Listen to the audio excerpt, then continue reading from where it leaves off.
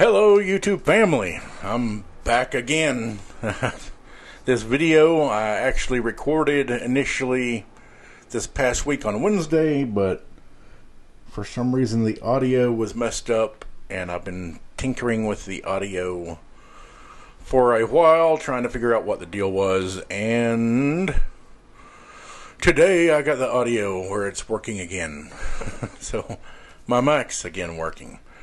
But I'll delve into this issue and we'll be off again on the races trying to talk about some of the social and political issues of our time. And this video pertains to, as you can see by the graphic to my left, qualified immunity. Qualified immunity is a legal principle that grants government officials performing discretionary functions immunity from civil suits unless the plaintiff shows that the official violated clearly established statutory or constitutional rights of which a reasonable person would have known. Qualified immunity is often talked about with regard to police. However, it covers all government officials who are working in their official capacity. And qualified immunity was first introduced in the Supreme Court case Pearson versus Ray in 1967, litigated at the height of the civil rights movement. It's said to have been introduced to protect law enforcement from frivolous lawsuits and financial liability in cases where they acted in good faith in unclear legal situations. The qualified immunity law, or not law, legal precedent was further clarified in the Supreme Court case of Bivens versus 6 unknown named agents. The Bivens case has given rise to allow plaintiffs to sue in 4th, 5th, and 8th Amendment cases. Not all constitutional rights allow a Bivens exclusion. The modern test for qualified immunity was established in the 1982 Supreme Court case of Harlow versus Fitzgerald. Prior to this, the consideration of qualified immunity rested on the acted in good faith realm. Harlow and Fitzgerald brought about the idea of whether or not a reasonable person in the official's position would have known their actions were in line with clearly established legal principles. In Saucier versus Katz, you have Saucier and Parker, who were military officers, warned of possible protests during a speech from former President Al Gore when Katz put up a banner defending animal rights. Saucier detained Katz in his military van. Katz sued over 4th Amendment rights violations, which would be the proper course of action, because once a official, whether they're military, police, whatever, detain you, that is a seizure. The Supreme Court's already clarified that any detainment of someone is a seizure and is therefore, it falls under the 4th Amendment. But the court ruled in favor of Saucier due to qualified immunity. So qualified immunity was put into action in the Saucier versus Katz case. Qualified immunity sequencing was established in the Saucier versus Katz case, which is, they said, to determine whether qualified immunity plays a factor, you have to go through these sequential steps, 1, 2, 3, 4, and so forth. However, the Supreme Court in 2009, just a little over a decade ago, allowed deviation from the Saucier steps in the Pearson versus Callahan Supreme Court case. Steps for considering whether qualified immunity takes effect were created, but in Pearson, the Supreme Court stated lower courts could go through the steps in non-sequential order. This has led courts to focus heavily on one side of a case and end up weighing in favor of government officials, particularly in cases involving police brutality. The difficulty in suing government officials comes in the requirement of a clear judicial precedent part, which says that in order to be able to sue a government official, such as a police officer, not only do you have to prove they violated your rights, they violated a law, whatever, you also have to marry that with a prior judicial precedent. And that's where it gets insane. In 2019, there was a police dog that attacked a person, and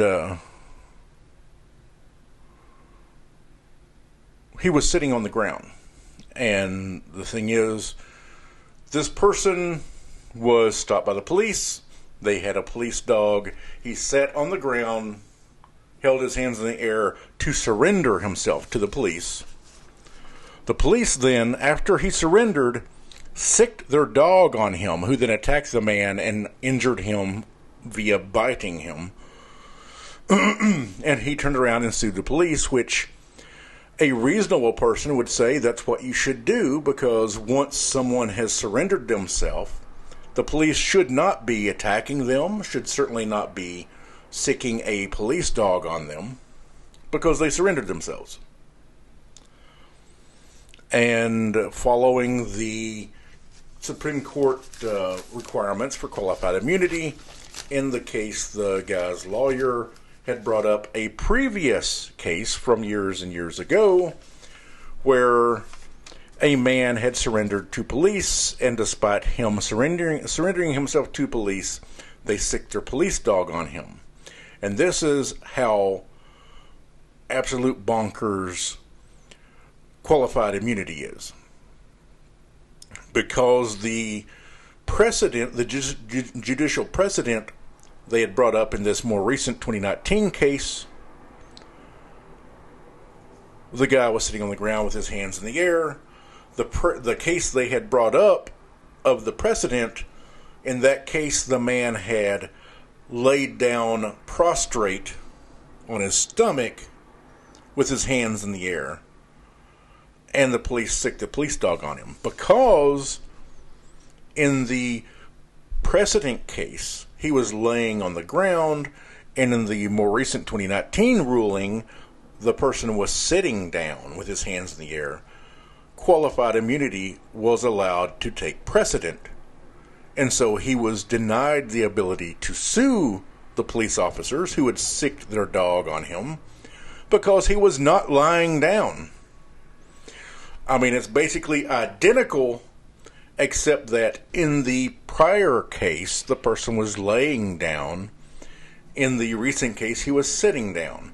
Because they were not identical, the 2019 person was not able to sue because of qualified immunity. And that's the insanity part, is that requirement that you have to not only find a precedent, but that precedent has to be identical, is what makes it so insane.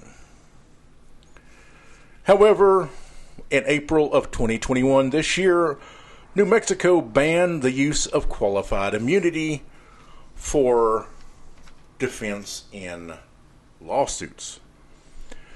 And you have other states who have followed suit. You have not a great deal of states, but there are some who are moving in the direction of doing away with qualified immunity. The reason I'm doing this video is because I also support doing away with qualified immunity. One of the problems we have with policing in this country is that for so long, police have been basically above the law. No matter how bad the person is, no matter how egregiously and in your face bad the person is, they have been protected step after step after step. They're protected by the prosecution in cities. They're protected by judges. They're protected by the psychosis of us, the citizenry, that believe, oh, cops are the good guys. You know, I mean, I grew up being taught that. Cops are the good guys. If you're ever in a situation where you're scared or lost, or find a cop. A cop will help you. They're the good guys. We've been brought up to believe this. And if you pay attention to what's going on, what you've seen now that everyone has a camera and a video camera in their pocket in the form of their cell phone, police are pretty bad. And it's not a few bad apples. Police overall are pretty bad because they've been given it such a broad base to operate with. They've been propped up above the law so much that they basically give the impression that they believe they can do whatever they want. You have so many cases, and I want to do some of these videos on my channel, I've not got around to it yet, of police interactions.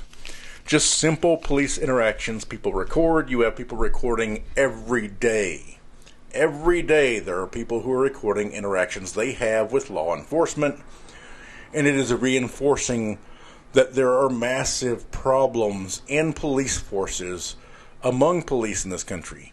And one of the reasons why I say that the problem with police is not that there's a few bad apples. The problem is you have the bad, atrocious police, people who should not in any way, shape, or form be given a badge and a gun to go out and harass the community. But you have the supposed good cops who protect them, who either stay silent or lie to protect the bad cops, which makes the supposed good cops not good cops, just the way it is.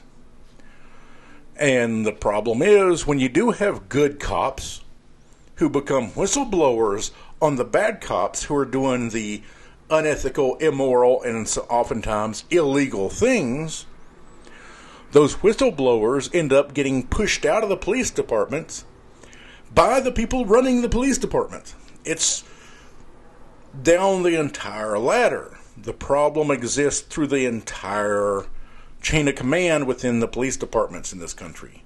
It's not a few bad apples problem. It's a problem with horrible leadership. One of the problems with the leadership are the people who are in charge of police departments around this country have been police officers for years and years and years, and many of them started well before the prevalence of cell phone videos showing what police are actually doing, when they had the ability to do whatever they chose and lie about it.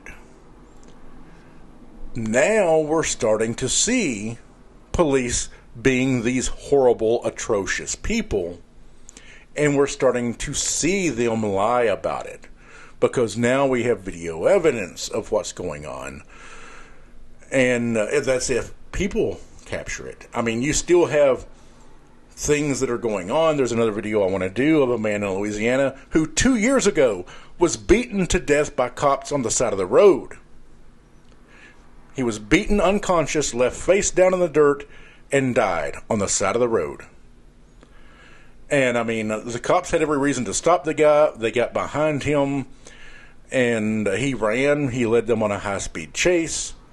And I'm assuming because he led them on a high-speed chase, the cops were mad, and that's why they beat him unconscious on the side of the road, which is still wrong.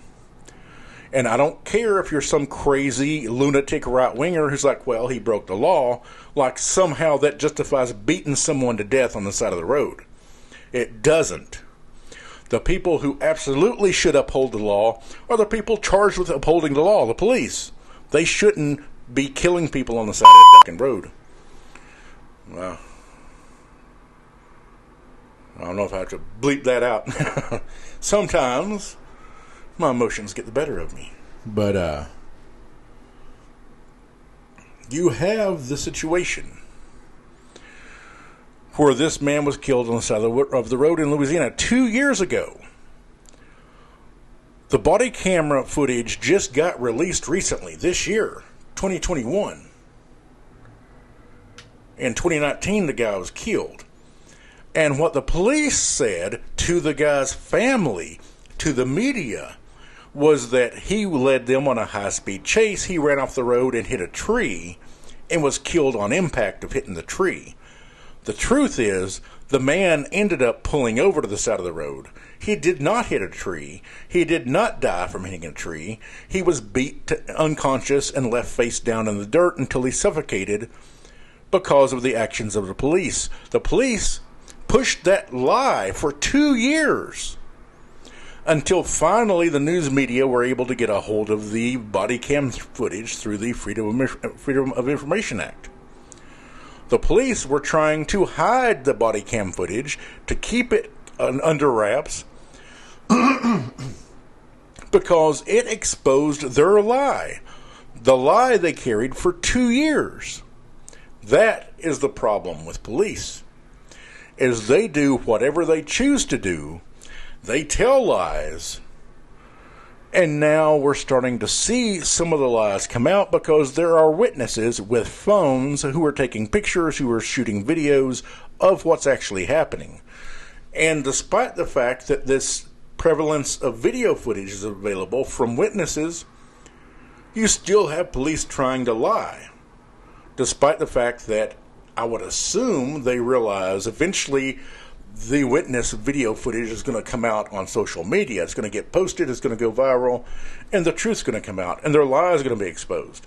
But the thing is, they're still not being punished for the lie. These cops in Louisiana are still not being punished for carrying a lie for 2 years. It wasn't just the cops who beat the guy on the side of the road. It was the leadership in the police department that allowed the propagation of that lie for 2 years. So when I say they're all bad, they're all bad. Sorry. You can come up with whatever BS argument you want to. But that's bad. When you're killing people in a position of authority, working for the government, whether local, state, or federal, and then you're pushing lies for 2 years. I mean, that guy's family just found out the truth of how he died this year. He died in 2019 in Louisiana. That is insane. But, so qualified immunity, one of the reasons why you want to take away qualified immunity is you have police who are very nonchalant about the way they use deadly force right now.